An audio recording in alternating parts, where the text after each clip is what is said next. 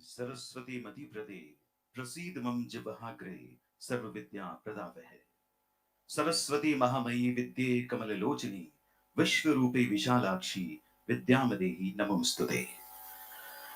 Seven हमारा ये 2 दिवसीय कार्यक्रम पूरे विश्व में लाइव जा रहा है और इसलिए हम बीच बीच में कुछ पल का आपसे विराम चाहेंगे। सरस्वती जी के आह्वान के बाद आइए अब वंदना करें। मंगलाचरण से हम उस सर्वशक्तिमान से आशीर्वाद लें कि जिस उद्देश्य से हम सभी यहाँ आज एकत्रित हुए हैं वो पूर्ण हो, निर्विघ्न रूप से पूर्ण हो। मंगलाचरण के लिए हमारे साथ हैं जाने माने ज्योतिर्विद आदरणीय पंडित सतीश जी शर्मा। आप लंदन से पधारे हैं। आप इंग्लैंड में हिंदू धर्म गुरु हैं, हिंदू धर्म के अनुयायी हैं और सभी को हिंदू धर्म की ओर पधारने के लिए आमंत्रित करते हैं। वैश्विक स्तर पर हिंदू सरोकारों का निर्वहन कर रहे हैं। मंच पर सादर सप्रेम आमंत्रित परम आदरणीय पंडित सतीश जी शर्मा।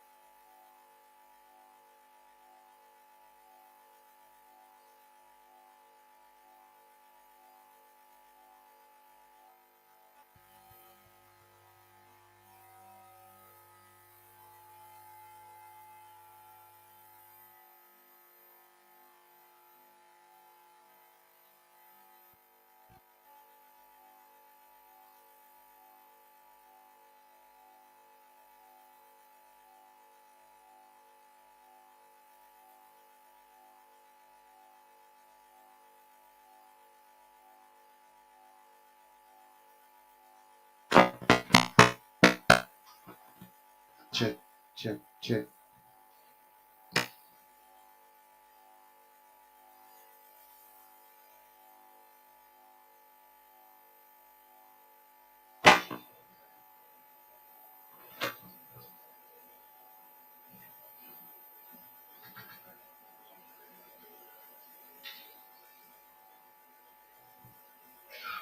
मंच पर सादर सप्रेम आमंत्रित हैं आदरणीय पंडित सतीश जी शर्मा।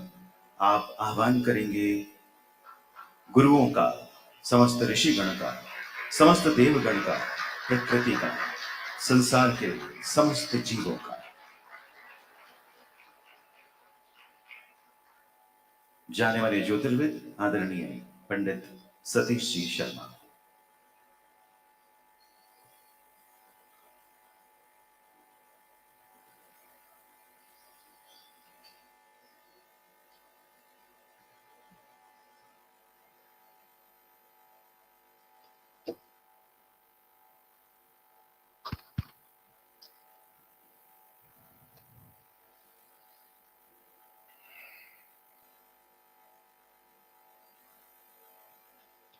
ओम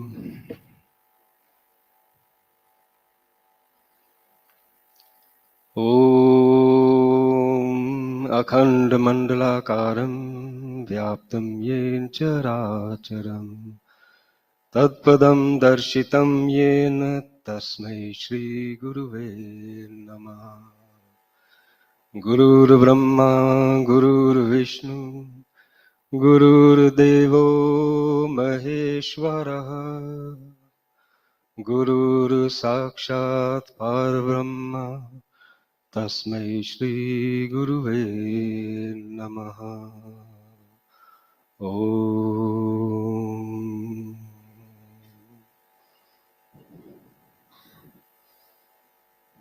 Om.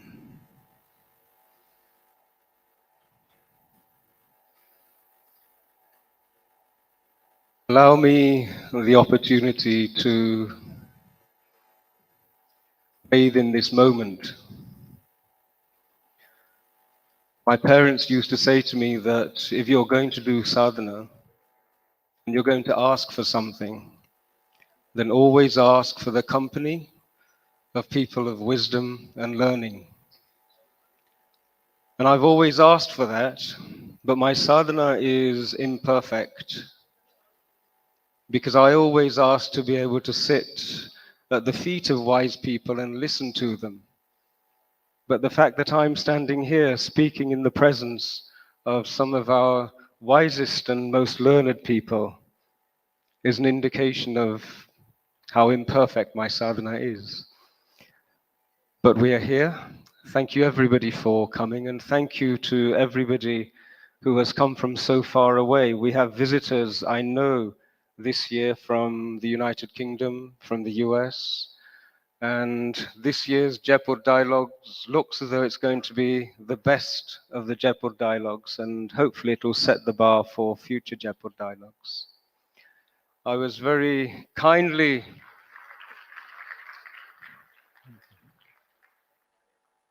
You are such a good audience.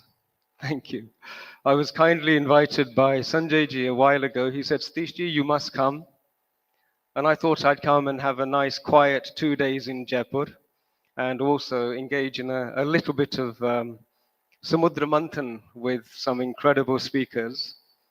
And then I realized that I was given the opening slot early in the morning when most people have traveled from Delhi and places like that. I arrived at 2 a.m. last night. And so most people are like me, a little bit dazed and glazed. I'm going to try and keep the subject of my talk very relevant. When people have gathered, people of wisdom have gathered, we have a tradition that when people gather to address a problem, the gurus, the devas, they all congregate and give their blessings. Normally there is a shower of flowers which falls from the heavens. And as I'm standing here looking, I'm seeing we have the blessings of our gurus and devas here in your own presence. If you have so much commitment that you're willing to be here at such an early hour, then that's a blessing in its own right. So thank you very much to the audience for coming. Really appreciate it.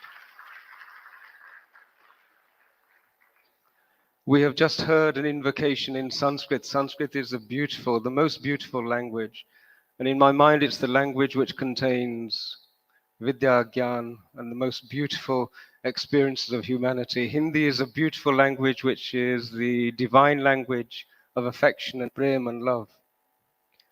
And to make sure that we include everything, I'm speaking in English, which is the harshest of languages. It's the language of domination. It's the language of control. It's the language of rulership. And so as part of our Samudra Manthan, I'm going to be contributing an experience of that.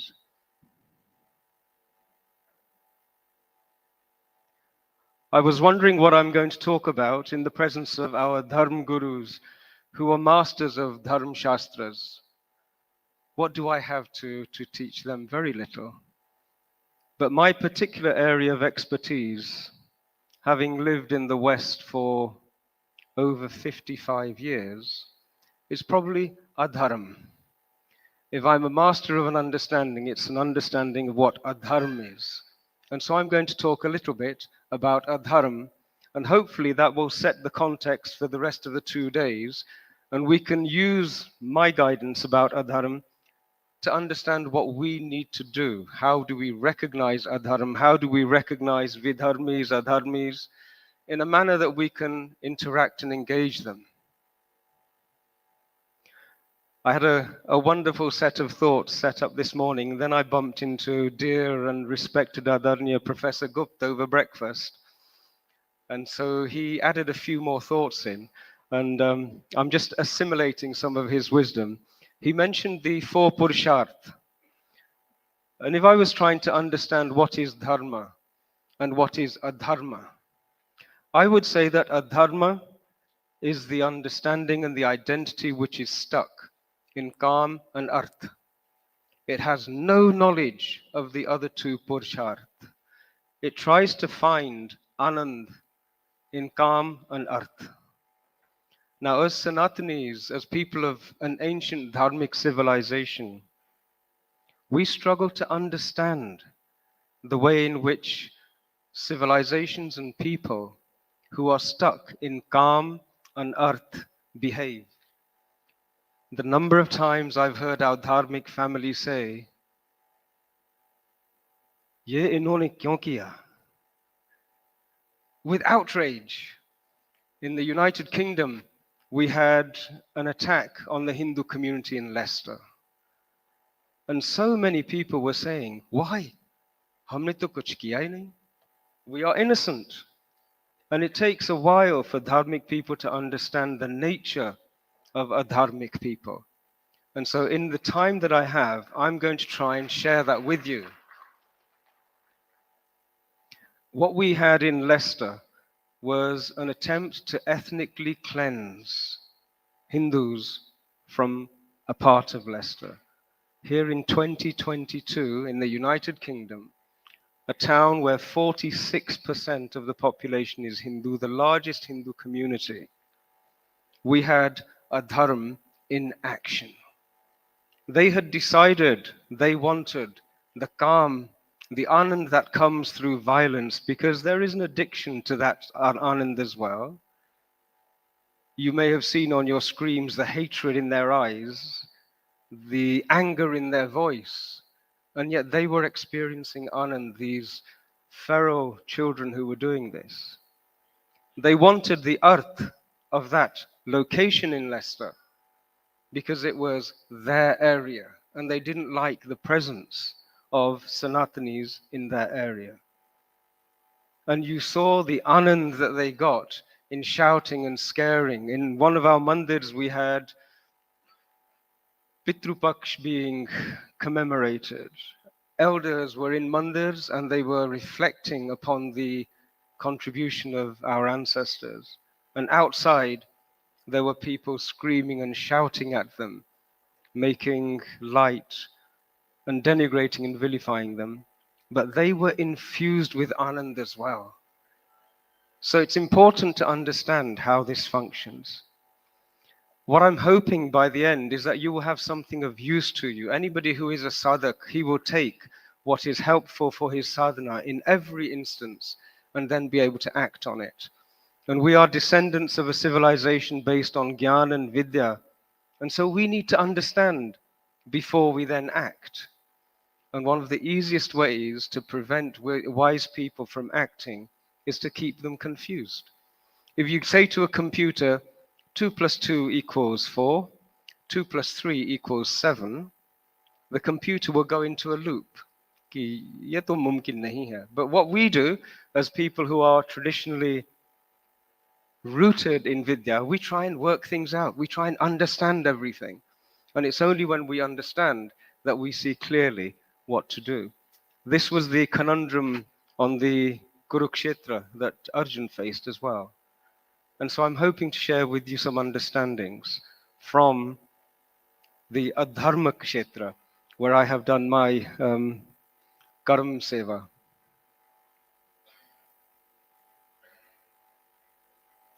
Bharat is this location, but there are no boundaries anymore.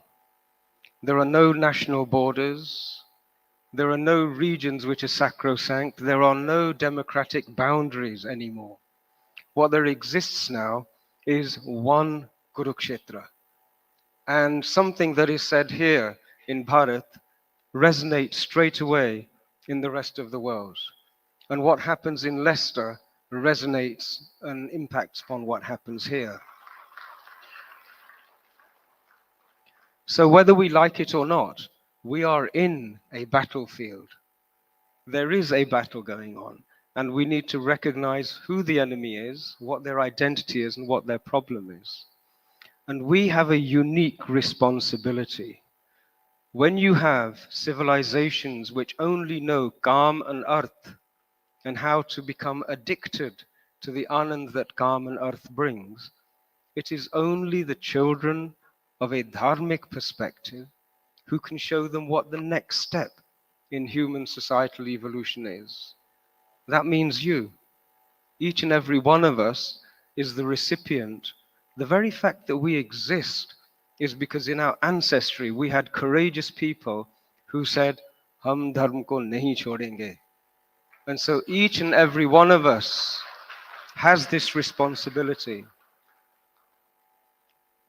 But how do we recognize the motives of the adharmis and the vidharmis? In 1833, William Wilberforce in the United Kingdom, he started a movement to ban slavery. And he is known throughout the world as the man who banned slavery throughout the British Empire. And in publicizing this event, suddenly he acquired a great deal of stature. And Britain to this day says, we are the civilization which banned slavery throughout the world. But slavery, which is the tattva of what the British Empire was all about, comes in three forms. The first is physical slavery, where your very existence and the labor of your body belongs to somebody else. But there are two other ways of slavery. One is emotional and the other is intellectual. And what they worked out was how to enslave people in a manner that would give them the benefits, and the people who were enslaved would not even suspect what had happened. There's a Vakya, Sanjayji said, do we have any Mahavakyas from the West? And I said, there are one or two that I can think of. One of the Vakyas was Voltaire. He was a French philosopher. And he said, if you can make people believe in absurdities, you can make them commit atrocities. So step one is make people believe in things which are utterly absurd. Another Vakya which is relevant here and I share with you was from a philosopher called Goethe, a German philosopher, and he said, none are so enslaved as those who falsely believe they are free. So there are two ideas that I want you to take away with you, and that is that it's possible to make people believe in absurdities, and then you can make them commit atrocities. And the second thing is that it's possible to believe that you're free when really you're not. So if you can use those two principles, you can get rid of physical slavery because you have worked out how to enslave populations without them ever suspecting it. And so the first proposition I'm going to put forward to you is that the Euro-Christian empires which were built and spanned the whole of the West, they were built on slavery. And there is a nasha, there is an addiction to that power. The story we've all been told is it came to the 1900s, the late 1800s, they banished slavery because they had evolved to a stage where they thought this is terrible and we don't want to do this. But the proposition I'm putting forward is actually what they did was more cunning. They stopped physical slavery because they'd put into place the mechanisms for slavery without any perception of it. And that's a power. And so even to this day, the proposition that I'm sharing is that slavery is rampant. How do we find a toolkit which can be used to enslave people? And if you were to create a toolkit which could enslave whole populations, wouldn't that be a powerful asset? So the first thing is we have this wonderful concept of samskara. And so I want to share with you an understanding of what sanskar is from my point of view. Sanskar Inside of our identity, we have a little room. Let's call it a truth room. And it's where you store what you have accepted as being Satya. So much so that you will never interrogate it again. You build your decisions on that, on the contents of that room. So if I can put something into your truth room, I know you will act upon it without ever interrogating it. And the time when you can do that is either a time of distress, a time of chaos, or a time of childhood. Because children have broad open doors to their truth room. And whatever you put into there at that time, they will build their life on it. So if I wanted to enslave huge numbers of humanity without them ever knowing it, I would want to open schools where I can teach them absurdities so that at a later point I can make them commit atrocities. In that manner, we can enslave whole populations. And sanskar is such a powerful weapon. Who here watched the 10 days of funerals for Her Majesty Queen Elizabeth II? I'm sure we all saw some of it. In the United Kingdom, I was watching children crying, elderly parents in tears, devastated. But with my vision, I was watching a whole generation around the world being seeded with samskar. That's the power of these ceremonies. People in tears, even though they had never met these people, even though they never knew this history. This is how powerful the capacity to enslave people is. And if I then recorded the means whereby I could corrupt somebody's understanding in a textbook, then I would want to make that textbook protected. I would call it a holy text. And I would train people on how to use that toolkit to plant the sanskar of slavery into the minds of people. And then I would pass legislation saying freedom of religion and belief is so important. And yet when you look at freedom of religion and belief in the hands of people who are only committed to deriving anand from Kam and Arth, suddenly you see a different picture beginning to emerge. Am I going too fast? In 25 minutes, I wanted to inject you with an antivirus for being radicalized.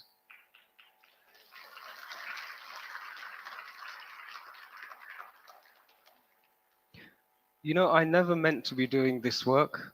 I was having a very nice, comfortable life in the United Kingdom. In 2014, I got a phone call, and it was from the Secretary of State at the time. And I was summoned to the House of Commons, and I thought, kuch gadbad hai. I went to see him, and on his desk he had a file. And on that file was written my name and confidential.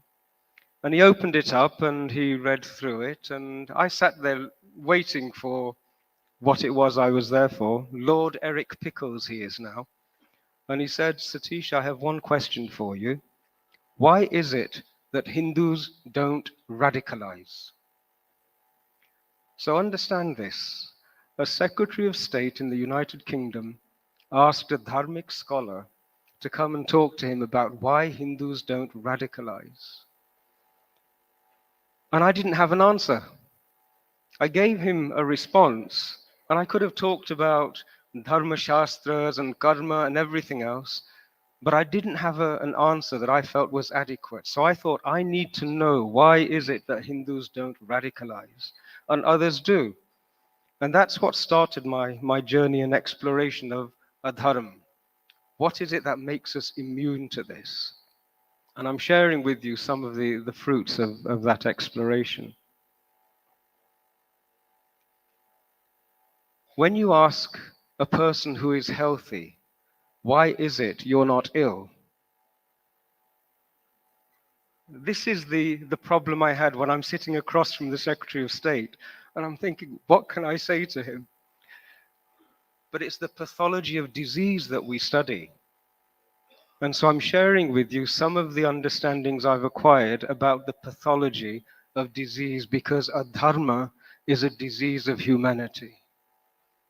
Only human beings can act in an adharmic manner. And we act in an adharmic manner when our hirdayam, our heart, has been corrupted with fear or guilt, or we act in an adharmic manner when our intellect has been corrupted by accepting stupidity, absurdities, and then we commit atrocities. So it's worth understanding the pathology of adharma, as well as focusing completely on the wonderful Dharma Shastras. And if we're going to be successful and fulfill our role and responsibility, which is to help humanity become healed of its adharmic disease, then we need to be the practitioners of Ayurveda or medicine, so that we can do this healing. And this is what our main role is. There is conversations of the Bharat being a Vishwaguru, but that's the purpose that we have now existed for. That's what our responsibility and duty will be.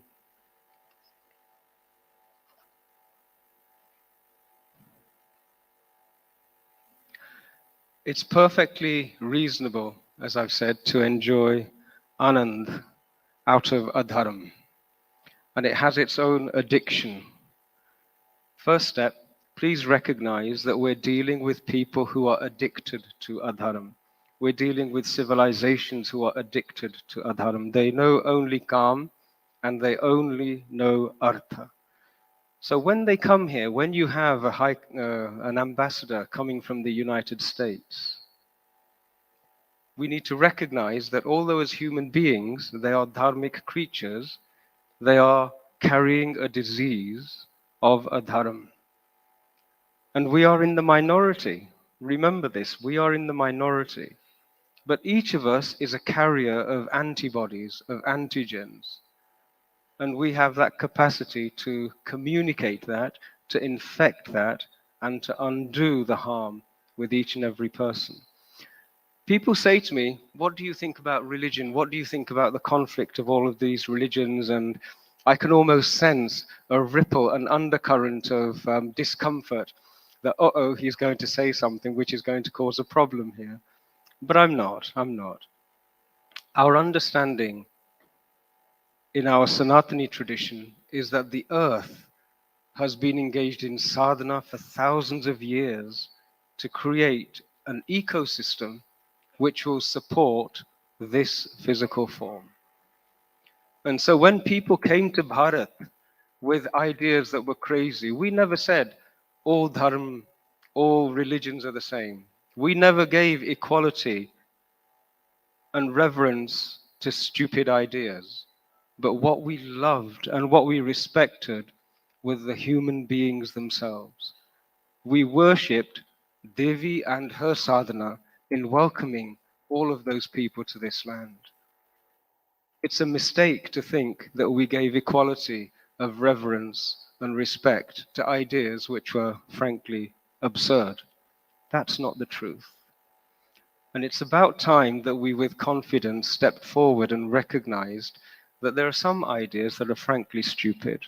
There is no requirement on a human being to give respect and courtesy to an idea which requires their immolation, or to honor a relationship which is blatantly an abusive relationship. But with courage, we can enter into those relationships, even those which are abusive relationships, once we are healed and once we are strong.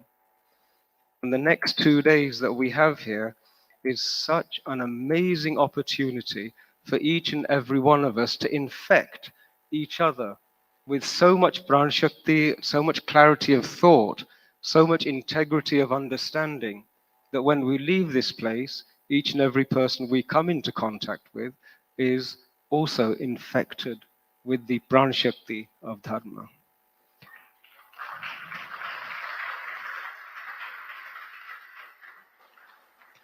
I'm going to conclude with one small analogy.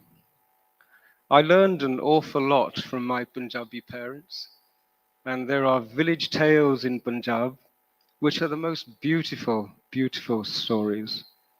And one thing that resonated with me when I was thinking about good and evil with my father, and he said, Beta, there is no such thing as good and evil. He said, we don't have that concept in our tradition. And there are no bad people because in our tradition there is no other. In each and every person, we see beyond identity. And so I pulled out the example. I said, well, what about Ravan? You know, we went there and wreaked havoc on his kingdom and his people. Wasn't he a bad person? And just to help me understand, he recited a poem which stuck with me. And I always use it to remind myself that there are no real enemies other than a bunch of thoughts and feelings, confusion in other people. And the poem was to do with the instance when Surpanakha comes to Lanka. And she says to Ravan, she said, Ye mera hal dekho. And Ravan thinks about it, and Ravan, the villain who we burn in Dasara, he responded saying, जिस एक अकेले व्यक्ति ने 14,000 योद्धा संहार दिया, तो निश्चय ही ये सत्य है नारायण ने अवतार लिया।